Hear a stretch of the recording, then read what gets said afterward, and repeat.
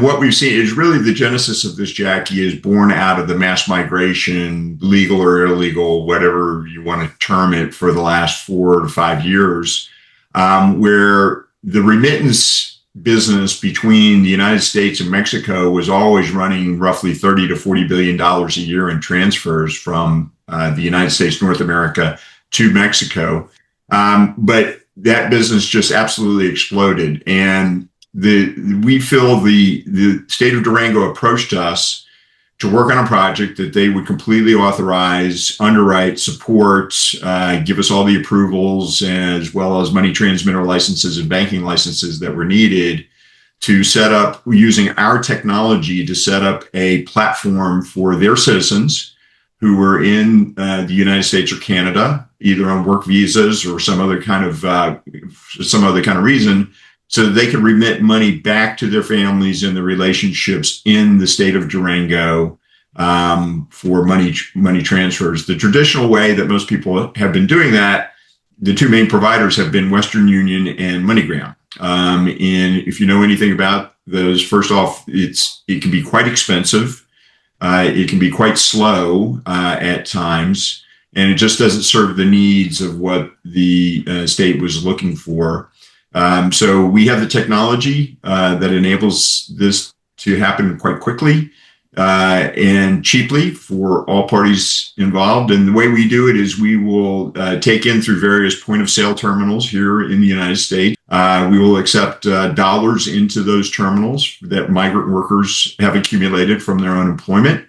We convert that into stable coins, and then we push it out on the other side down in Mexico, either in the form of stable coins if they want, or in Mexican pesos, the local fiat currency. The other piece on the back end of that is we also have a partnership with a company called Viacart, which allows us to generate either virtual or physical debit cards that recipients of the funds in the state of Durango can receive as a result of the money transfer. The state of Durango should be going live here in the next couple of weeks in full production. It's going to be quite beneficial for both the state as well as its citizens that are in the United States or Canada. And we've already gotten outreach from other states in Mexico that are watching the project and want to participate once we demonstrate that it is viable.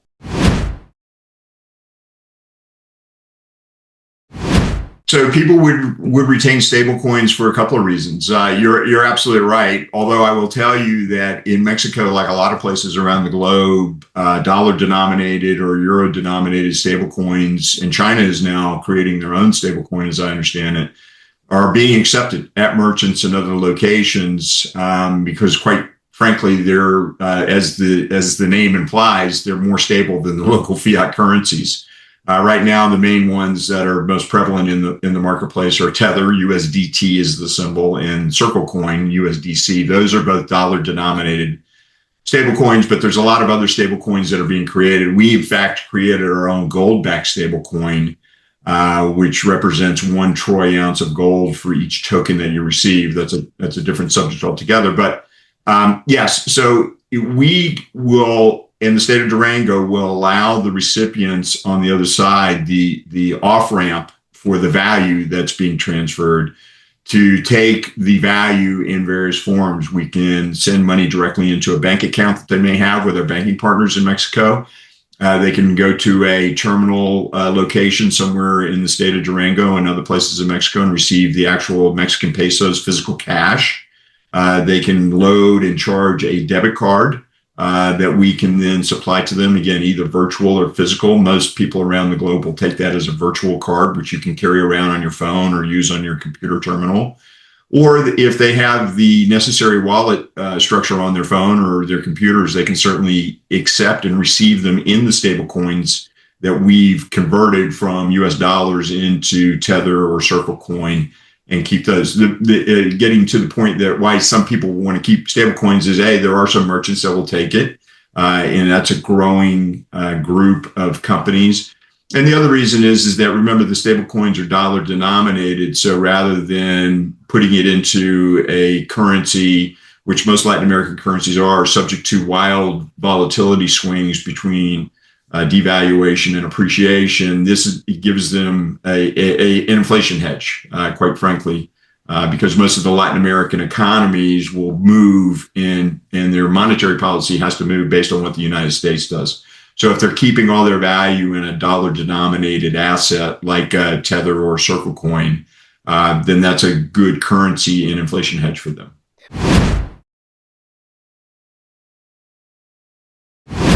We do on the back end, again, another partner of ours. We have a deep relationship with one of the largest digital asset global custodians called Fireblocks.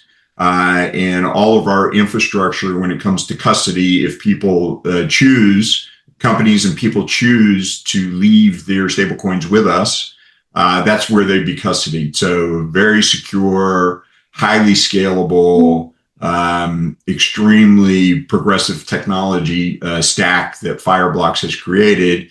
And the other option is if they want to off-ramp into their own cold storage wallet or into another venue, if they have a Coinbase account, for example, that certainly is an option for them as well.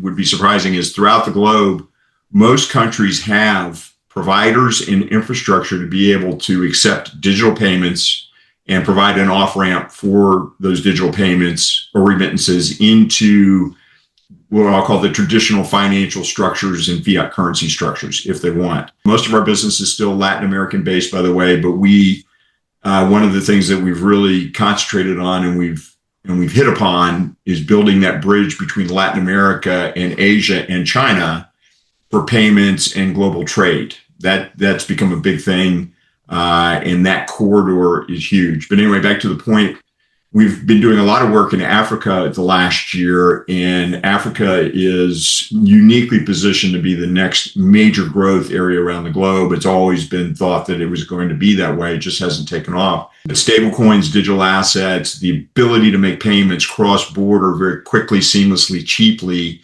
away from the traditional financial structures of banks and the other money transmittal services that have been created will allow those economies to boom and grow like no other, as well as give their citizens the freedom to interact in the global economy. They all have the infrastructure necessary to convey digital assets out to their citizens.